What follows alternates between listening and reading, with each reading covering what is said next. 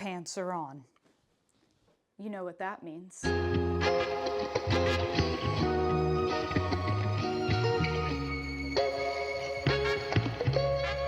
This is going to be a basic breakdown of the Wunda Chair, how to set it up, how to use it, what different parts are named. We're just going to break down the fundamentals so the next time you hop into a group class or head off to the studio and one of these comes out, you'll have a better sense of what in fact it is, because let's be honest, when you look at this thing, it's really hard to tell what you're supposed to do on it.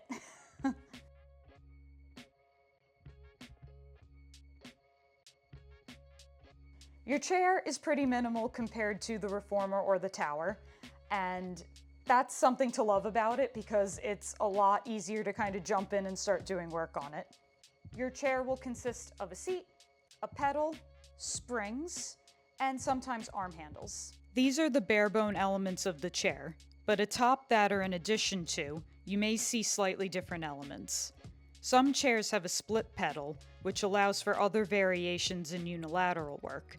Some chairs have more resistance rungs for springs, and sometimes where those are located are a little different, with some attaching at the center back and some attaching at the sides. Some chairs even have arm springs that attach to the pedal itself.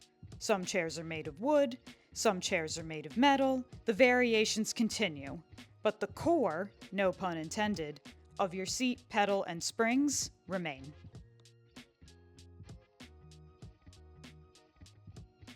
Something to think about with the Wunda Chair, especially with spring tension, and this is something that I get asked a lot as a Pilates teacher, is what's an easy spring tension? And that's a difficult question to answer because easy is not, I would say, an accurate description of what spring tension does in a movement or within an exercise. Pull-ups is a great example of how lighter isn't necessarily easier. So with pull-ups, standard for me is a top spring and a bottom spring. 2 springs is heavier, it's harder to push the pedal down, but it also gives you more support. So for me, who's working on my upper body strength and working on accessing my core a little more in the exercise, that extra support allows me to get a little bit of help on the way up. If I do pull-ups on, say, a lighter spring, like one middle spring, a single spring, then I'm gonna have a lot more work pulling the pedal up with me. So I have almost extra load that I'm taking with me on top of doing the exercise. So it's more challenging with the lighter spring. Despite it being easier to press up and down, you don't need as much force. So that's where things tend to get interesting, which is why I don't necessarily describe spring tension as easy. I tend to describe it as more or less supportive. And depending on what you want to target, how you want to challenge yourself in an exercise, how you want to progress it, you can adjust that more supportive or less supportive nature of the springs to give you what you need. There are no rules to spring tension. There are recommended spring tensions for each exercise, but that's the beauty of this piece of apparatus is it can kind of meet you where you are and you can adjust accordingly based on how you're feeling for that day or what you want to challenge.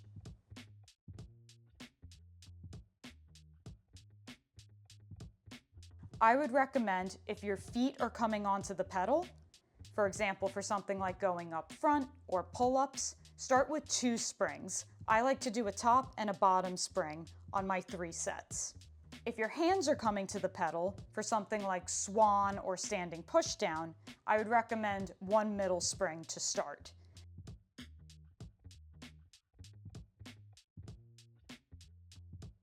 To properly change your springs, lower yourself to the floor to bring the chair more at eye level. Position yourself so you have physical access and sight to both the front and back sides of your chair. Take your pedal side hand and support the front of the pedal, pushing it slightly towards the seat, which will close the spring and free up the hook. Take your other hand and unhook the spring, then reattach it onto your desired level. Slowly remove your pedal hand, come to stand, and give the pedal a test push with your hand to make sure the spring did not become bungled. From there, you're ready to move. Avoid changing the springs from a standing position, as this can be uncomfortable on your back. We're in Pilates. We want to make sure that we're being nice to our spine. Also avoid changing the springs through the pedal, as this can be dangerous.